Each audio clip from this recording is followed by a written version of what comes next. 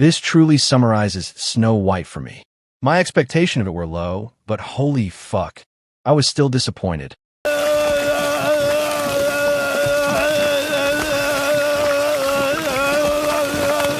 But you know what wasn't disappointing? A movie that dethroned Snow White at the box office.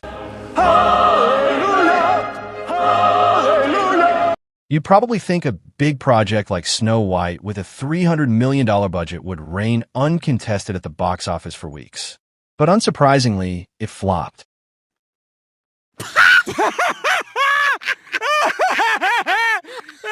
my God! This is the best day of my life! More importantly, it was overthrown by a mid-budget, mediocre action flick starring Jason Statham. A Working Man is the newest, gritty action thriller movie, which delivers exactly what you'd expect from a Jason Statham-led project. Gritty one-liners, bruising hand-to-hand combat, and a take-no-prisoners attitude.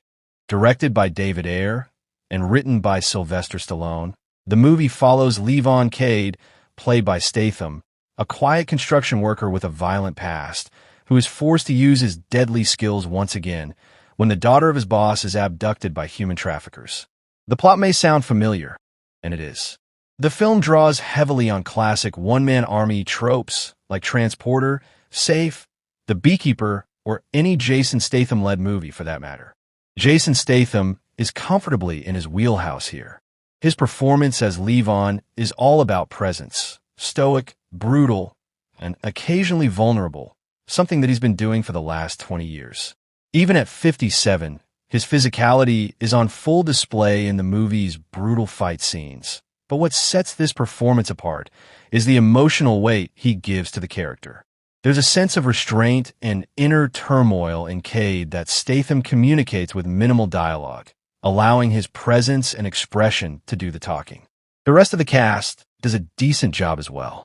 David Harbour steals every scene he's in. He stands out as Cade's military ally, acting both as backup and moral compass. Ariana Rivas gives a compelling performance. While she spends part of the film in peril, her character isn't reduced to a passive victim. She shows intelligence, resilience, and enough restraint to make the audience root for her. Unlike Another Girl in Danger. Having said all that, A Working Man is far from Statham's best works. The movie follows the typical revenge rescue formula: a reluctant hero with a dark past, a young girl in danger, and a criminal organization lurking in the shadows. There's little we haven't seen before. The pacing is another major issue. While the opening and final acts deliver strong action and emotional weight, the middle portion of the film drags for too long. You might find yourself checking your watch before the third act rolls around. Too much time is spent setting up secondary characters and side plots that don't meaningfully pay off, causing the momentum to stall. And the emotional stakes don't always land. Though Jason Statham's character is fleshed out, many of the supporting characters feel thinly written. The cast does their best with what they're given, but their arcs lack the complexity or development to make them truly memorable. Even the villains are one-dimensional and are not a menacing threat. They just seem to be minor inconveniences for the hero to overcome. Overall, A Working Man doesn't break new ground, but it knows its audience.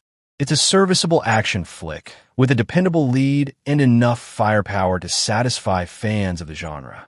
It's not peak Statham, but it's still a solid watch. And if it has dethroned Snow White at box office, then it's okay in my book and definitely worth your time.